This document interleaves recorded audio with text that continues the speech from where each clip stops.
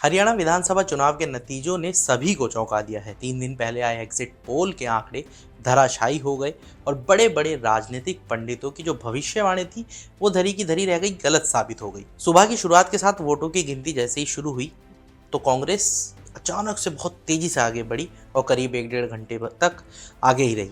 लेकिन करीब सुबह 10 बजे के आसपास बीजेपी की सीटों की संख्या में जो उछाल आया उसने देखते ही देखते रुझान में बहुमत का आंकड़ा पार कर लिया और अब ये लड़ाई फिर कांग्रेस के लिए बहुत मुश्किल हो गई।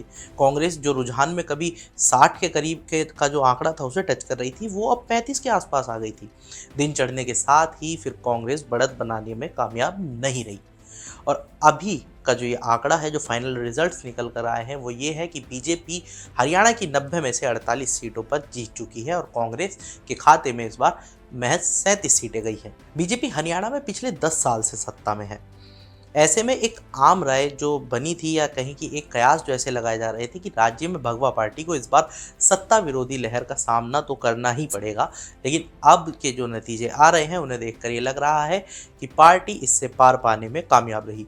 ऐसे में एक नज़र डालते हैं कि बीजेपी की इस जीत के पीछे की क्या बड़ी वजह रही और कांग्रेस को कहाँ कैसे झटका लगा। तो बात करते हैं हरियाणा में बीजेपी की जीत की बड़ी वजहों की। सबसे पहला फैक्टर है जाट वर्सेस गैर जाट की वोटिंग हुई।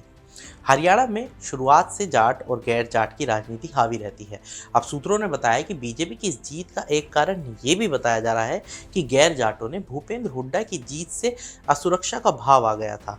वहीं अगर दूसरे बड़े फैक्टर पर नजर डाली जाए तो दूसरा बड़ा फैक्टर है दलित वोट बीजेपी के पक्ष में गया।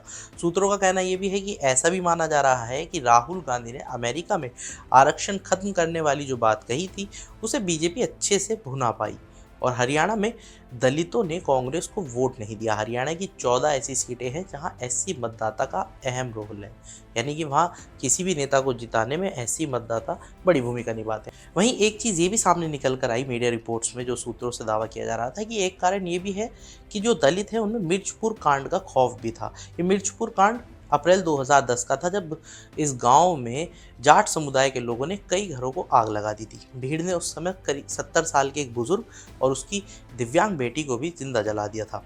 इस गांव में ज़्यादातर घर वाल्मीकि समाज के लोगों के थे। घटना के बाद दलितों ने गांव से पलायन तक कर दिया था। तब सरकार कांग्रेस की थी और मुख्यमंत्री थे भूपेंद्र हुड्डा। अब बढ़ते हैं आगे, तो अगला फैक्टर है कांग्रेस की 7 गारंटी बेअसर रही। पार्टी ने चुनाव से पहले राज्य की जनता से 7 बड़े वादे किए थे। वो क्या बड़े वादे थे, एक बार उन पर नजर डाल लीजिए। महिलाओं को शक्ति, ये पहला वादा, जिसके तहत महिलाओं को हर महीने 2000 रुपये और 500 रुपये में गैस सिलेंडर देने का वादा किया था। दूसरी गारंटी थी सामाजिक सुरक्षा को बल, जिसके तहत 6000 रुपये बुढ़ापा पेंशन, 6000 रुपये दिव्यांग पेंशन और 6000 रुपये विधवा पेंशन और साथ ही पुरानी पेंशन बहाल करने का वादा।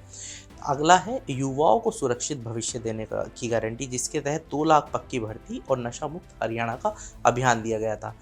उसके बाद गारंटी थी कांग्रेस की कि हर परिवार को खुशहाली देना।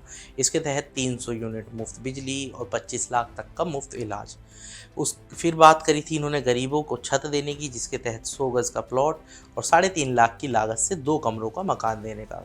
साथ ही कांग्रेस ने किसानों को भी साधने की कोशिश की। इसमें उन्होंने किसानों को समृद्ध बनाने के लिए एमएसपी की कानूनी गारंटी और तुरंत के तुरंत फसल का जो मुआवजा है वो देने का वादा किया। और कांग्रेस की 7वीं और आखिरी गारंटी जो थी वो थी पिछड़ों को अधिकार देना, जिसके तहत जातिगत सर्वे कराना और क्रीमी लेयर की जो सीमा है वो 10 लाख रुपए करना। हालांकि इन सबको दरकिनार करते हुए वोटर्स ने मोदी की गारंटी पर ज़्यादा भरोसा जताया है। जो नतीजे आ रहे हैं उन्हें देखकर तो यही लग रहा है। इसके बाद अगला है आपसी कलह से कांग्रेस को नुकसान हुआ। हरियाणा में कांग्रेस के भीतर चुनाव शुरू होने से पहले ही आपसी कलह दिख रही थी। एक धड़ा भूपेंद्र हुड्डा और तो दूसरा जो सांसद है कांग्रेस की वो कुमारी सैलजा का धड़ा था। दोनों के बीच ज़्यादा से ज़्यादा टिकट अपने लोगों को दिलाने की होड़ लगी, जिसमें हुड्डा सैलजा पर भारी पड़ते भी नजर आए।